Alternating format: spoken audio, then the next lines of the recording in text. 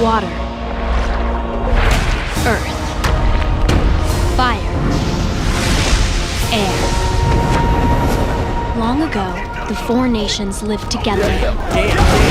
Only the Avatar, master of all four elements, could stop them. But when the world needed him most, he vanished. 100 years passed and my brother and I discovered the new Avatar, an airbender named Aang. And although his airbending skills are great, he has a lot to learn before he's ready to save anyone. But I believe Aang can save the world.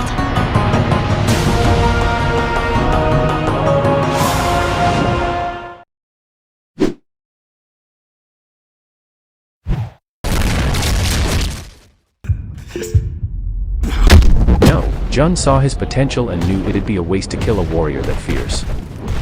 That's why he said, "Rest, warrior," not as a farewell, but as a pause. Rest, warrior. Shinji is not dead. Your fight is over. The Yaochi clan was taken out by a group of assassins dispatched by the rulers of a rival nation.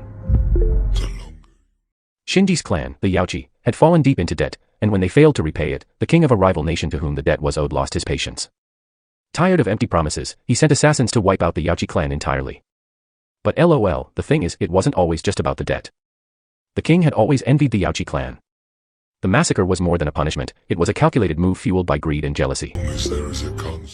Shinji was born with exceptional abilities and talents, refined through years of intense training, and chosen by an ancient dragon of his clan to wield the legendary Iron Fist. No, but the fight would have practically been over at that point. Jun never intended to kill Shinji, but that move. It was deadly. If it had landed, it could have ended everything.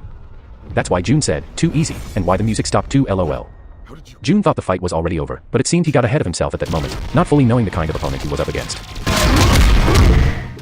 The Yaochi clan, though small in number, was renowned for producing formidable warriors and masterful fighters. Among them, Shinji stood out from birth, destined to become a fierce warrior and the only one capable of wielding the legendary Iron Fist. Despite their strength, the Yaochi were overwhelmed by the sheer numbers of their rival nation's forces. Shinji, tragically, was not present during the assault to defend his people. The weight of their loss haunts him still, fueling his pain and rage. To him, Kung Fu is no longer a discipline of peace, it is a weapon forged for vengeance. It is why he now believes Kung Fu is meant to kill. Meanwhile, it has always been meant to protect. Shinji's people were strong, but Shinji far exceeded them all because he was chosen by the ancient dragon I spoke about. LOL, the tides would have turned if only Shinji had been present that night of the attack. Current Shinji, I'd say KJ, but full potential Shinji. Then perhaps Shinji.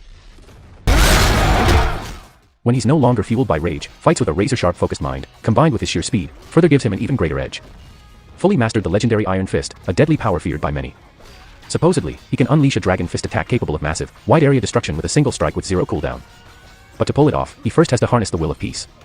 And as you know, Shinji's not quite there yet. Not even close, maybe he never will be due to his vengeful heart.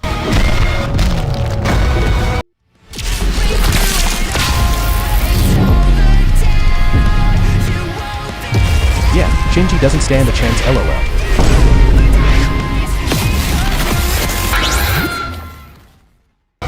No more games.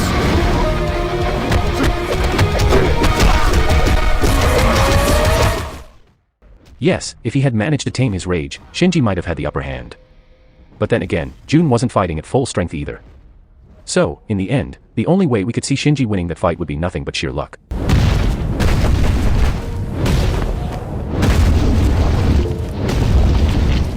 Around 75%, if it was 100%, Shinji would have not survived the 1-inch killer punch or the Wolf Fang fist attack. Legendary warriors, both excellent in mind and body, stood before such challenges and triumph, for they both sought to revive those dearest to them. One, a lost brother, and the other, a forgotten. Jun's little brother Jiro was just a kid. Brave, noble, and determined to follow in Jun's footsteps, trying his best to be like Jun, or perhaps even surpass him. What? You call that? Jiro took on a dangerous bounty behind Jun's back, hoping to prove himself. He wanted to show he was strong enough to handle anything, even without approval. But things didn't go as planned. The target turned out to be a 10-foot-tall special-grade creature, something completely new, an unrecorded anomaly that even the most seasoned warriors hadn't faced before. Jiro fought hard, but he was outmatched. Yes, there are monsters and different creatures in the combat god world. Jiro wasn't weak, he was just in the wrong place at the wrong time. He was terribly and fatally unlucky.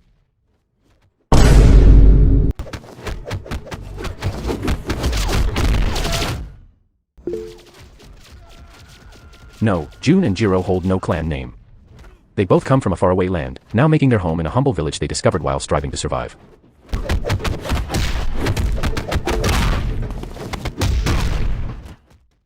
Jun became strong through relentless training under the greatest master of his time, gaining both power and wisdom. It's why Jun is as wise as he is. When Jun located his brother and found out a special grade creature had taken his brother, Jun awakened something unknown within. He killed the beast only for it to offer him its power as it died. Now, Jun carries the strength earned.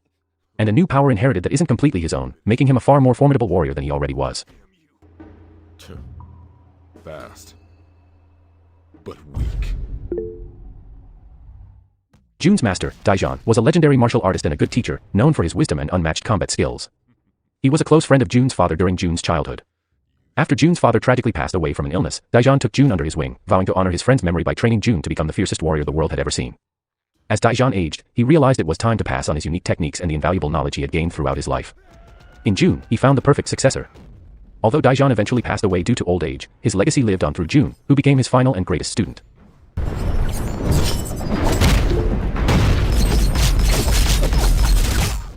Yes, JHANZOU was stronger than Jun during the time they shared together. Back then, Jun was just a child growing into his teenage years, still learning under JHANZOU's guidance. But now, as a fully grown adult, Jun has not only mastered but also surpassed the techniques and knowledge JHANZOU passed down to him.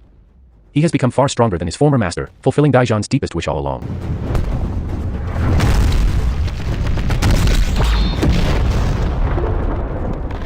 Currently, yes.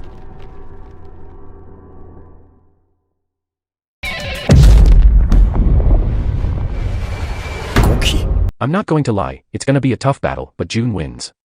KJ is very strong, but keep in mind Jun never fought with 100% of his powers.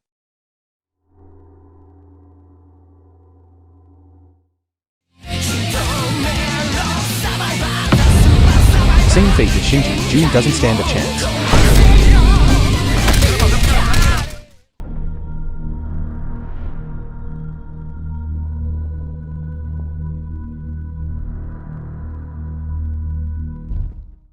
Well, a fun fact about Shinji is that he was once a sword fighter, but later swapped blades for nunchucks, embracing their unpredictable, playful nature. Despite this, his sword training still made him a worthy opponent. That's why, if you noticed, he was able to hold his own against Jun in Combat Gods 1 at the sword fight scene. Jun, on the other hand, shifted from the love of archery to mastering the katana and daggers, which was advised by his master, JHANZOU.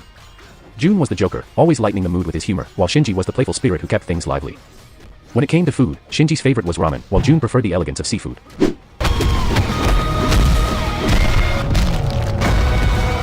No more games.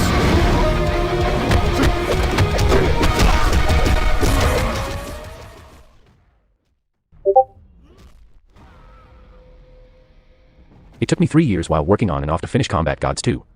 But if I were to summarize the total of hours put in, it would amount to approximately 14 months to finish Combat Gods 2. While for Part 1, it took me around 5 to 6 months. Can't really remember. One of the main reasons Combat Gods 2 took so long to complete was that I wasn't very skilled when I started. I dedicated a lot of time and effort to studying and practicing to master the things I initially struggled with, such as VFX, anatomy, drawing hands, and using After Effects properly. Guess I really wanted to prove people wrong than bad. LOL.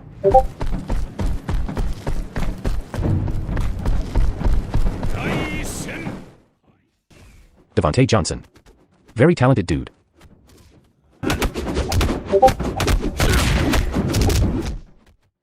Now that I think about it, I'm not even sure what inspired it. One day, I just sat down and started animating. Out of nowhere, the title popped into my head and I rolled with it, LOL. So I just figured it'd be interesting if I made an animation around the title. Although I was a huge fan of the Ip Man series, I watched all 4 parts. Martial arts interests me, so that could be where some inspiration came from.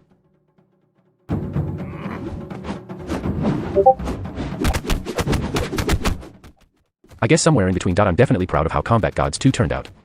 Its success really speaks for itself. But whenever I think about the series as a whole, I can't help but feel a little conflicted.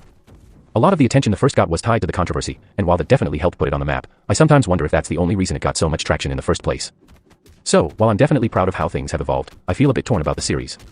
It's a mixed bag of emotions, but overall, I'm grateful for what it's become.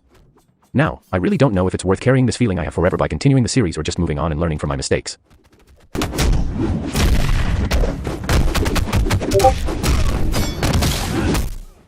I think about 6 to 7 years total. I've lost track, so I'm not so sure anymore, LOL. You have been chosen. Now, make your wish. Aside from the fact that it appears only once every millennium and devours the hearts of the wicked who dared to touch it, the relic houses a forgotten entity, one that was once flesh and bone. In ancient times, it walked among mankind, a being of immense power who granted wishes in exchange for mere animal sacrifices and a reasonable amount of your lifespan taken, depending on how immense your wish was. But as centuries passed, humanity's hearts grew darker. They neglected the beauty of a long life and began making absurd wishes.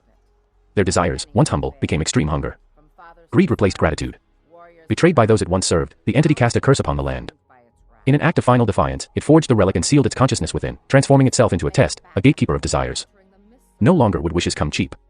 From that moment on, a single wish would demand trials so harrowing they would break the unworthy. The path to the relic became a crucible meant to scorch away evil, to reveal only those truly deserving. For thousands of years, few have reached the relic. June is only the third warrior in all the time to earn the right to make a wish, a testament to how precisely the entity crafted its trials. Just as it was intended, to be extremely difficult.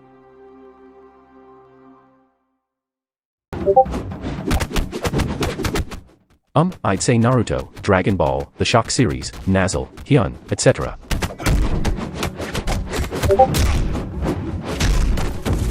Shinji was inspired by Liu Kang and Danny Rand, while June was inspired by Minato and Scorpion.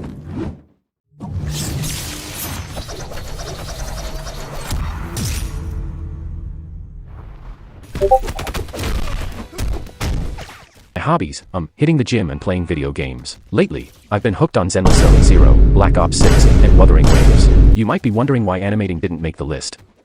Truth is, while animating can be fun, I don't really see it as a hobby anymore. It's stressful as hell, or maybe I just lost the spark somewhere along the way. Who knows, LOL, but don't worry, I'll get myself back eventually.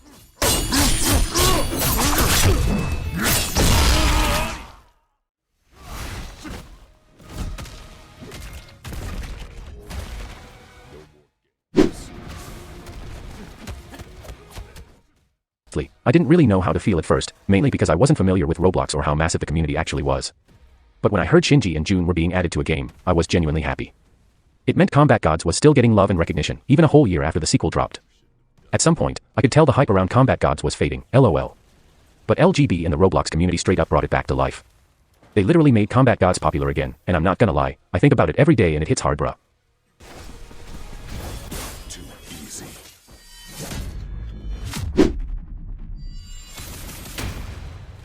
No, but god do I love and enjoy watching it.